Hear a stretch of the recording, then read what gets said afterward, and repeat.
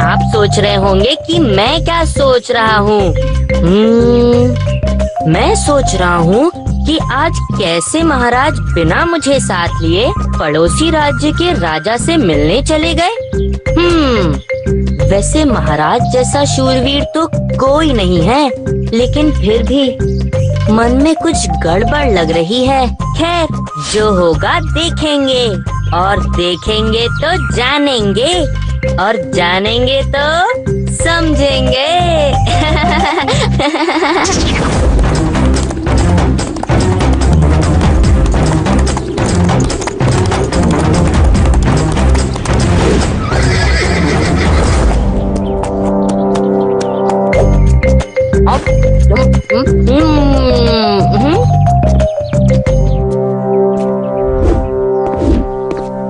जल्दी कैसे आ गए? ये हमारा महल है, हम यहाँ जब चाहे तब आ जा सकते हैं। तुम कौन होते हो हमसे पूछने वाले?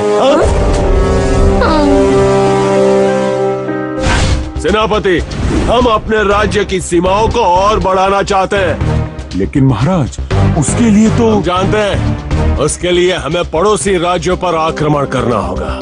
सेनापति, इस सप्ताह के अंत में ही सेना को हमारी सीमाओं से लगे सभी राज्यों पर आक्रमण करने का आदेश दे दो। जाओ। महाराज क्षमा कीजिए, मैं आपकी इस बात का विरोध करता हूँ। आक्रमण अपनी रक्षा के लिए शत्रुओं पर किया जाता है, मित्रों पर नहीं। तेरी ये मजाल कि तू मेरी बात का विद्रोह करे। तू देशद्रोही है। ठीक है, रुको, मैं इसे खत्म कर देता हूँ।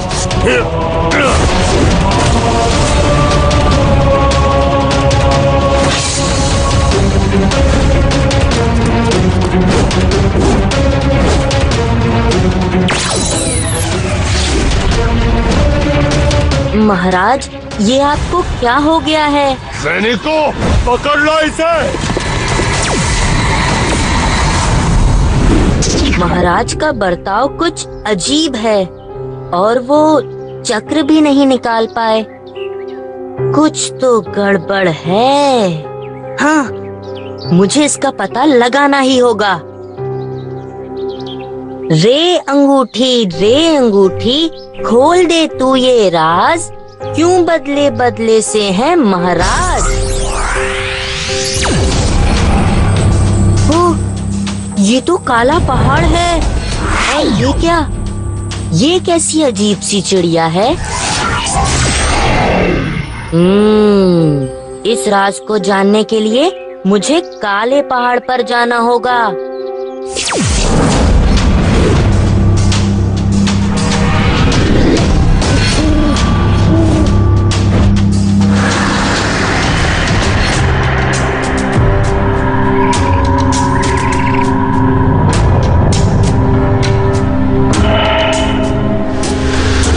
ये क्या?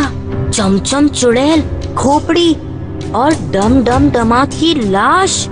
जरूर ये जाल इन्होंने ही बिछाया होगा, पर मामला क्या है? कब से इस विक्रम की पहरेदारी कर रही हूँ। यहाँ बैठे बैठे मुझे तो नींद आ रही है। यहाँ हम कर रहे हैं पहरेदारी, वहाँ ले रहे हैं महल में दमाद, निंदिया प्यारी। तो ये बात है, अब कुछ कुछ समझ में आ रहा है। घबरा मत, एक बार राजा विक्रम और मुंजा खत्म हो जाए, फिर उस महल में जाकर हम सोएंगे। इन लोगों को तो चैन की नींद सुलानी ही होगी।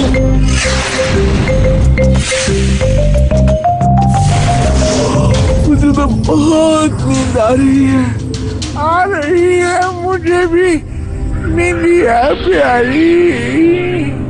देख आ गई निंदिया प्यारी। मुंजा, महाराज,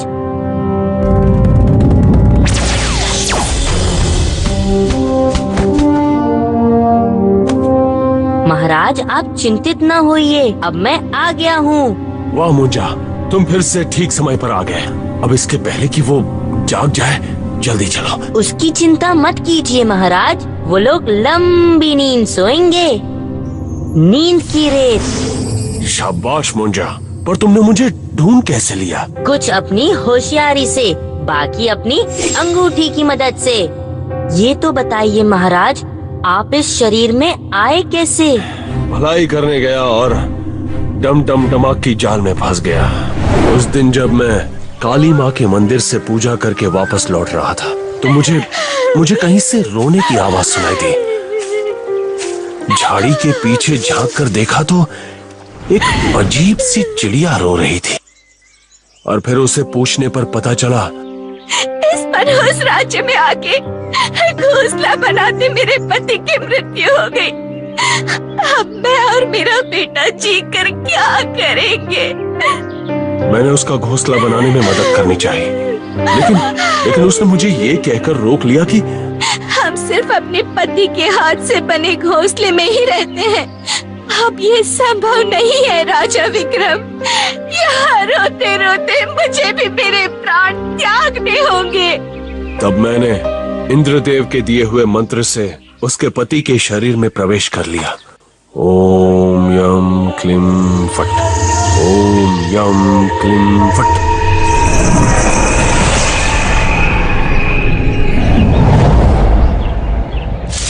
ओम याम क्लीम फट, ओम याम क्लीम फट।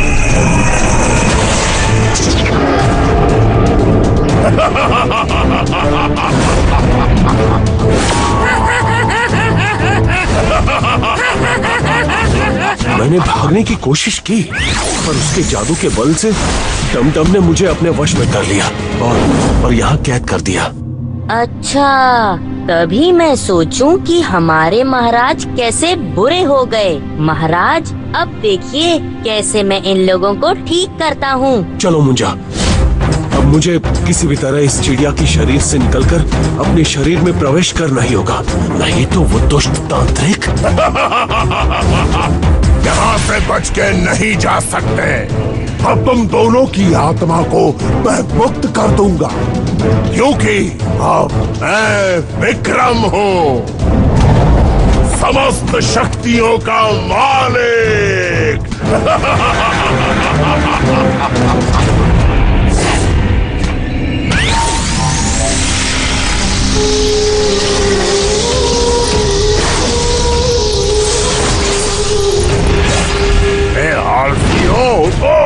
वो मुंजा यहाँ आ गया है।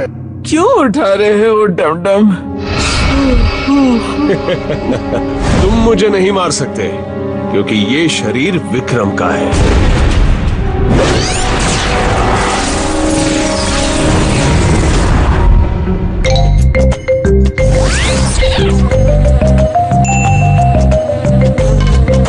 अब तू देख मुंजा कैसे बनाता है तुझे गंजा।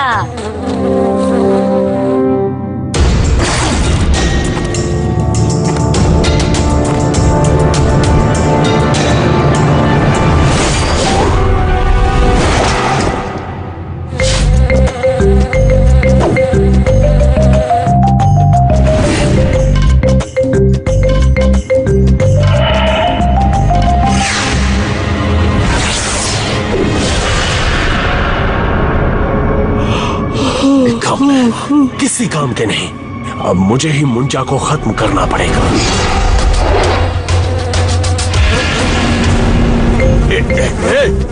मत काट, तुम्हारे महाराज का शरीर है ये, मत काट।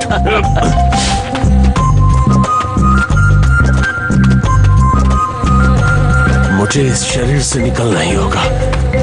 ओम यम क्लीम फट, ओम यम क्लीम फट, ओम यम क्लीम फट, ओम यम क्लीम फट।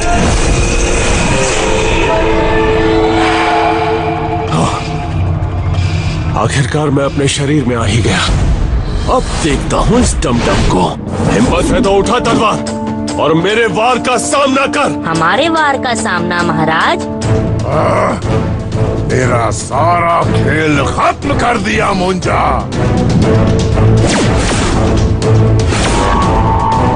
अगली बार मैं तुम्हें देख लूंगा विक्रम, देख लूंगा तुझे विक्रम। मुंजा, मुझे क्षमा करना, मेरे कारण तुम्हें इस दुष्ट तांत्रिक ने बहुत कष्ट दिया। महाराज, आप क्षमा मांग के मुझे लज्जित ना करें, मैं तो आपका सेवक हूँ।